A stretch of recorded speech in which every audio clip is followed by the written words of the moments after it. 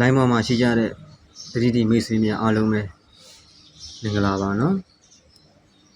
ကျွန်တော်တို့2025 10 ကြိမ်အတွက်ကျွန်တော်ရှာဖွေတွေ့ရှိတာလေးတွေကိုပြန်လည်မျှဝေတာဖြစ်ပါတယ်ဒီလိုတက်လို့တော့မဟုတ်ပါဘူးအပိုင်ဆိုတာလည်းမရှိပါဘူးဒီဘက်မှာကျွန်တော်တို့အတန်လိုင်းတစ်ခုကျွန်တော်တို့တွားကြည့်အောင်ကျွန်တော်မိနစ်ကဒီမှာတစ်ခါဒီခုမှလည်းတစ်ခါ65နှစ်မှလည်း5ခါ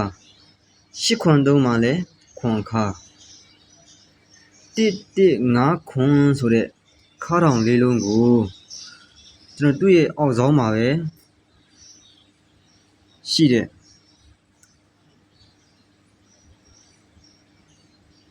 ဒီမှာနှစ်ထိပ်ဒီမှာ9ဘိတ်နဲ့ကိုဒီနှလုံးပေါင်း1လို့ပြန်လုပ်တယ်ဒီတစ်ခါကိုပဲကုတစ်ကိုက9ထိပ်နဲ့64နှစ်က2နောက်ဘိတ်နဲ့လေဒီနှလုံးပေါင်း1လို့ပြန်ဖြည့်တယ်ဒီ9ခါကိုလေ939ခွန်က9ထိပ်နဲ့936က6နောက်ဘိတ်နဲ့လေ9ပါဆိုပြီးသူပြန်ဖြည့်ကျွန်တော်ဒီခွန်ခါကိုလေ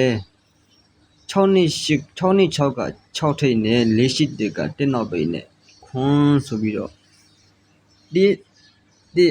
5ခွန်းဆိုပြီးတော့ကျွန်တော်တို့မိနစ်ကလုံးဆန်လိုင်းတစ်လိုင်းလုံးပိုင်လိုင်းတစ်လိုင်းကျွန်တော်တို့ရရှိခဲ့တာပေါ့နော်အဲ့လိုမျိုးအထောင်လိုင်းလေးတွေကတကယ်လုပ်တယ်ကျွန်တော်ဒီမှာပဲတစ်ခါထပ်ပြီးတော့ဒီမှာ6ခါ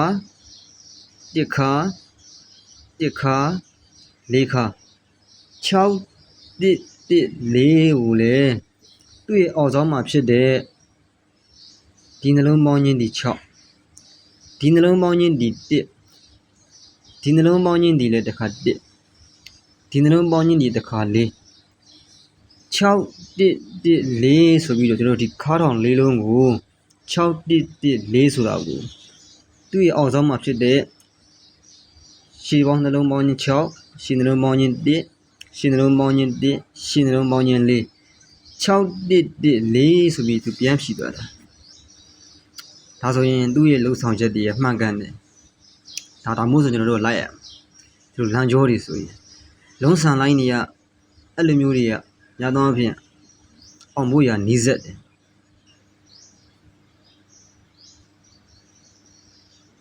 အဲ့တော့ကျွန်တော်တို့ဒီပွဲမှာလည်းကျွန်တော်တို့10ချိန်အတွက်ကိုပေါ့နော်10ချိန်အတွက်ကိုလည်းကျွန်တော်တို့လုံးဆန်လိုင်းတစ်လိုင်း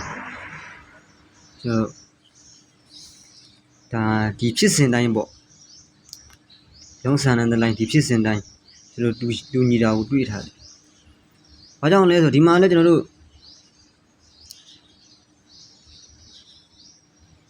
ဘယ်လိုဖြစ်တာလဲဆိုရင်ဒီမှာကျွန်တော်တို့68ခွန်မှာ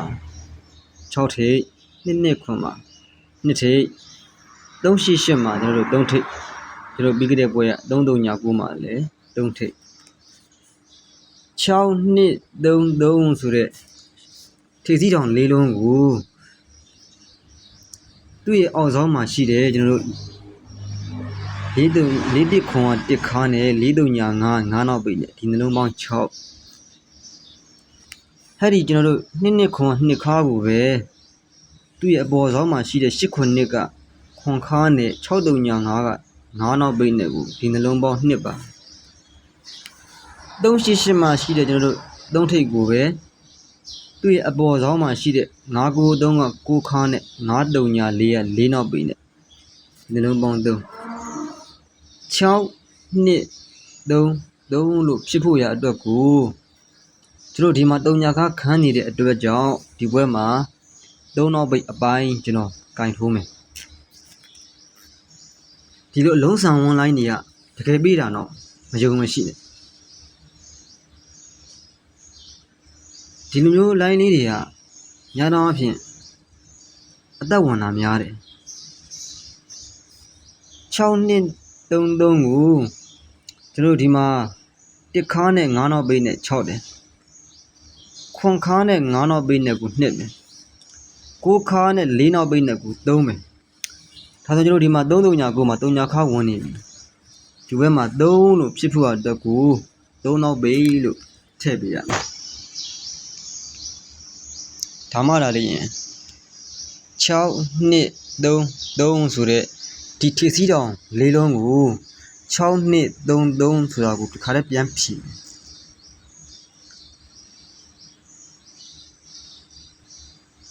ဒါမို့လိုက်နေရ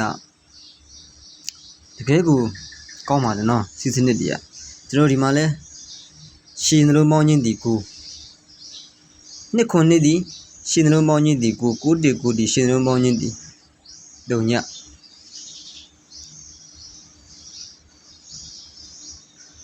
9 3ညခွန်ဒီရှင်းနှလုံးပေါင်းခြင်းဒီကို9 9 3ည9ဆိုပြီးတော့သူကရှည်လန်းလေးတွေ9 9 3ည9ကိုရှည်ရဲကိုကျွန်တော်တို့ဒီမှာပဲ9 3ညခွန်မှာပဲ9ထိပ်9ထိပ်3ညထိပ်9ထိပ်ဆိုပြီးတော့9 9 3ည9ဆိုပြီးတော့သူပြန်ပြီးတော့ဖြီးထားတာတွေပေါ့ဒါမို့လိုင်းလေးတွေကကျွန်တော်အရင်နှစ်သက်တယ်တကယ်လဲသူအလုပ်လုပ်တယ်ဟုတ်ပြီကျွန်တော်ဒါဆိုရင်6 2 3 3ကိုကျွန်တော်ဒီမှာတစ်ခါနဲ့9နောက်ပိတ်နဲ့ကို6မယ်ခွန်ခါနဲ့9နောက်ပိတ်နဲ့ကို2မယ်9ခါနဲ့4နောက်ပိတ်နဲ့ကို3မယ်ဒီမှာ3ညာခါခန်းနေတဲ့အတွက်ဒီဘက်မှာကျွန်တော်3နောက်ပိတ်မှဒါလေး6 2 3 3လို့ဖြစ်မယ်ဒါဆိုရင်ကျွန်တော်ထီစီတစ်လုံးကိုအလွယ်လေးပဲပေါ့နော်ရှာကြည့်တာသူ့ရဲ့လမ်းဒီလမ်းကြောအတိုင်းပဲကျွန်တော်လိုက်ကြည့်တဲ့အခါကျတော့ကျွန်တော်ဒီမှာ8ထိပ်4 1ခွန်မှာ4ထိပ်4 3ညာ9မှာ4ထိပ်အဲ့ဒီရှင်းလေးလေးဒီ6လို့ရိုက်တယ်သူ့ရဲ့အပေါ်ဆောင်မှာရှိတဲ့2ခွန်2ဒီ2ထိပ်8ခွန်2ဒီ8ထိပ်6 3ညာ9ဒီ6ထိပ်2 8 6ဆိုပြီးသူက6လို့ပဲပုံသေးရိုက်တယ်ဟုတ်ပြီဒါဆိုကျွန်တော်တစ်စက်တက်ကြည့်မယ်690မှာလဲကျွန်တော်တို့6ထိပ်993မှာလဲကျွန်တော်တို့9ထိပ်9 3ညာ4မှာလဲ9ထိပ်အဲ့တော့6 5 5ဆိုပြီးတော့ကျွန်တော်တို့6လို့ပဲကျွန်တော်တို့ရိုက်တယ်ဒါ6ဖြစ်ချင်းနေသူသွားတဲ့လမ်းကြောပေါ့ဒါဆိုကျွန်တော်တို့ရဲ့အပေါ်ဆောင်ကိုကျွန်တော်တစ်စက်တက်ကြည့်တဲ့အခါကျတော့338မှာ388မှာကျွန်တော်တို့3ထိပ်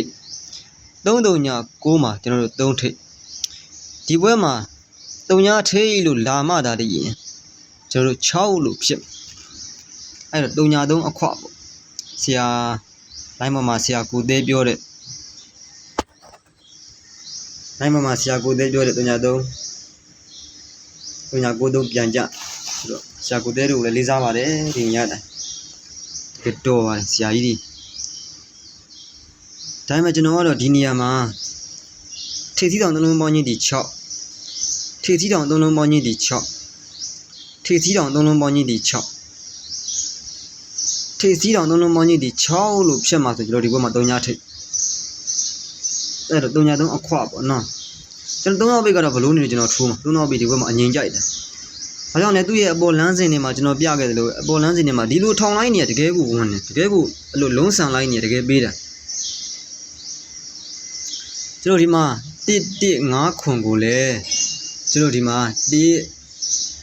1 5ခွန်ဆိုပြီးကျွန်တော်မြက်က1နောက်ပိတ်မှာအောင်ခဲ့တဲ့ line ထိုနည်းလိုကောင်းမယ်သူ့ရဲ့ဒီဘက်မှာ6 1 1 4ကိုလည်း